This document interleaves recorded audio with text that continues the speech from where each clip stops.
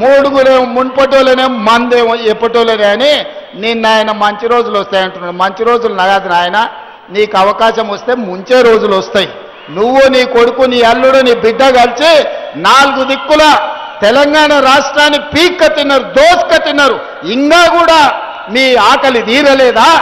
4 కోట్ల తెలంగాణ ప్రజల్ని మీరు నలుగురు కలిసి పీక్క తిని ఈరోజు తెలంగాణను అప్పుల పాలు చేసి 8 లక్షల కోట్ల రూపాయల అప్పుల పాలు చేసినా ఇంకా మీ ఆశ సావలేదు, మీ ఆకలి తీరలేదంటే ఇక దేవుడు ఒక్కడే మీ శిక్షించేటోడు. ప్రజలు శిక్షించారు.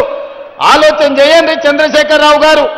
అసెంబ్లీ ఎన్నికలప్పుడు నీ అధికారం పోగొట్టారు, పార్లమెంటు ఎన్నికలప్పుడు నీకు గుండు సున్నా ఇచ్చారు, ఎమ్మెల్సీ ఎన్నికలప్పుడు నీకు నిలబడడానికి అభ్యర్థి దొరకలే.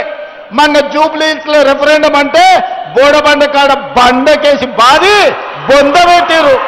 మాకెవ్వడు అక్కర్లేదు, మా కాంగ్రెస్ పార్టీ కార్యకర్తలు మా దిక్కుంటే నీ పక్కనే నీ కొడుకుంటే చాలు నీ పార్టీని బొంద పెట్టనీకే. నీకెవ్వడు అక్కర్లేదు, నీ కొడుకే గుదిబండ, ఆ బండ ఉన్నంతసేపు నీ పార్టీని బొంద పెడతారు. ఇక మంచి రోజులు ఎట్లకెళ్ళి వస్తాయి కేసీఆర్.